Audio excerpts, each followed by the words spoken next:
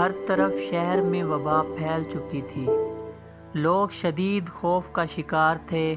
کئی لوگ شہر چھوڑ کر جا چکے تھے اور کچھ نقل مکانی کا سوچ رہے تھے۔ ایسے میں شہر کے بڑے ڈاکٹر نے لوگوں کے لیے خاص ہدایات جاری کیں تاکہ لوگوں میں خوف و ہراس کی کیفیت پیدا نہ ہو اور وہ ان ہدایات کے مطابق اپنا بچاؤ کر سکیں اور محفوظ رہیں۔ جگہ جگہ اس بات کا اعلان کیا گیا کہ لوگ غیر ضروری طور پر گھروں سے باہر مت نکلیں۔ رش والی جگہوں مثلاً بازار، کھیل کے میدان، اسکول اور ادارے بند رکھے جائیں۔ اپنے کپڑے اور سرکے سے دھوئیں۔ اس بات پر زور دیا گیا کہ بیمار افراد کو باقی لوگوں سے کم از کم 40 دن تک دور رکھا جائے۔ اس عمل کو الاربعینہ یا کوارنٹائن کا نام دیا گیا۔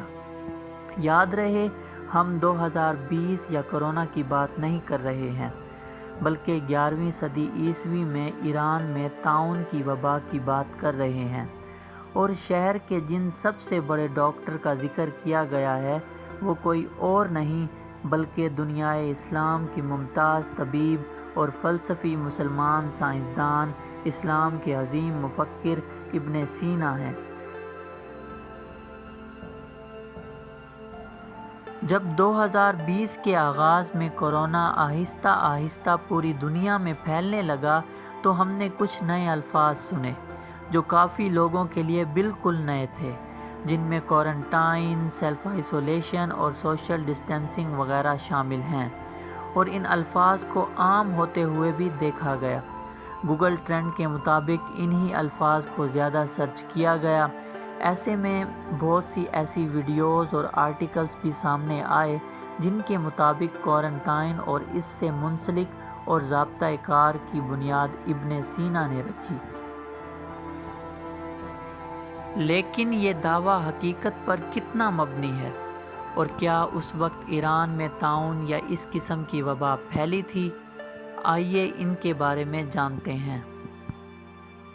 ابو علی سینا کا مکمل نام ابو علی الحسین ابن عبداللہ ابن سینا تھا۔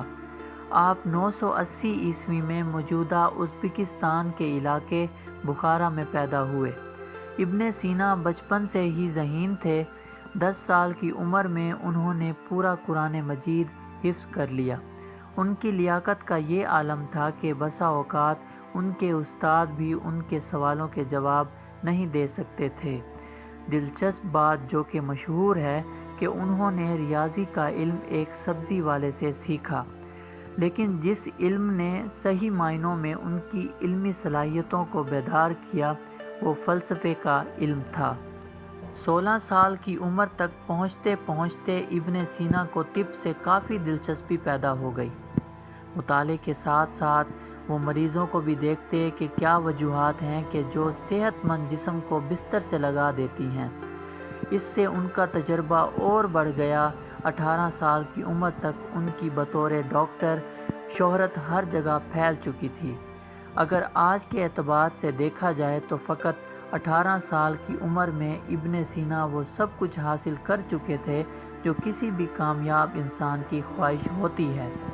عزت، شہرت، مرتبہ اور ہنر سب کچھ ان کے پاس تھا، اور یہاں ان کی زندگی خوشگوار اختتام کی طرف جا سکتی تھی۔ اگر یوں ہوتا تو آج 1000 سال گزر جانے کے بعد ان کا ذکر نہ کر رہے ہوتے۔ آج کل کے زمانے میں سیاسی اور سماجی ترقی کے باعث معاشرے میں کسی حد تک امن اور استحکام ہے، مگر ابن سینا کے زمانے میں حالات بہت خراب رہتے تھے۔ جنگوں اور بیرونی حملوں کا خطرہ ہمیشہ رہتا تھا، تو ان کو اس دور میں ریسرچ کرنے میں بہت مشکلات تھیں۔ دوستو، اب بات کرتے ہیں ان کی علمی کتابوں پر۔ ابو علی سینا نے بہت سے مضامین میں حصہ ڈالا، لیکن جن مضامین کے ذکر کے بغیر بات ادھوری ہے ان میں طب، فلسفہ اور الہیات شامل ہیں۔ ابن سینا سے 450 کتابیں منسوب کی جاتی ہیں، جن میں آج کی تاریخ میں صرف 240 ہی باقی بچی ہیں۔ ان سب میں 2 کتابیں ایسی ہیں جو اپنے حجم اور اہمیت کے اعتبار سے بہت اہم ہیں۔ پہلی کتاب القانون فی الطب ہے، اسے انگریزی میں کینن آف میڈیسن کہتے ہیں۔ دوسری کتاب کتاب الشفا جو سائنس اور فلسفے پر مبنی ہے۔ ابن سینا کی علم نفسیات پر بھی گہری نظر تھی۔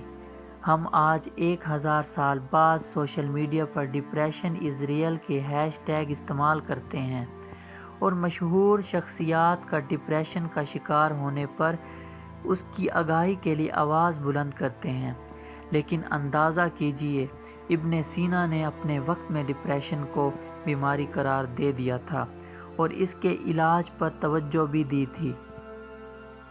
اب ہم دیکھتے ہیں اس پہلے سوال کا جواب جو ہم نے اس ویڈیو کے شروع میں آپ کے سامنے رکھا تھا۔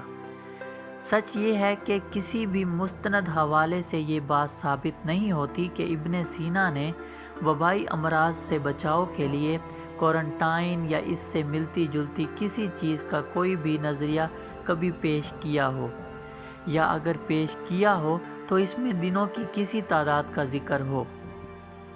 طاعون سے بچنے کے لیے فاصلے اور سماجی دوری کا ذکر صرف ابن سینا کی باتوں میں ہی نہیں بلکہ اس سے بہت پہلے قبل از مسیح کے زمانوں سے ملتا ہے۔ یہاں تک کہ ایک حدیث مبارکہ میں بھی نصیحت کی گئی ہے کہ جس علاقے میں کوئی وبا پھیل جائے وہاں کے لوگ وہیں رکے رہیں اور باہر کے لوگ بھی وہاں جانے سے اجتناب کریں۔ لیکن یہ بھی ایک حقیقت ہے کہ ابن سینا جیسے ایک بڑے اور نامور طبیب کو اس جیسی ادھار کی شہرت کی ضرورت نہیں، کیونکہ ان کی شخصیت بہت بڑی تھی۔ تو ان سب باتوں سے یہ ظاہر ہوتا ہے کہ جو آج ہم نے 2020 میں یہ الفاظ سنے، ان کا ذکر پہلے ایسے ملتے جلتے الفاظ میں یا کسی اور اس وقت کی مقامی زبان میں ہو چکا ہے، تو یہ نئی بات نہیں۔ ابن سینا کا انتقال 1037 میں 57 سال کی عمر میں ایران کے شہر ہمدان میں ہوا۔ ابن سینا کا مشہور قول ہے کہ بیماری کا تصور کرنا نصف بیماری ہے، سکون اور اطمینان نصف مرہم ہے اور صبر و تحمل ہی علاج کی ابتدا ہے۔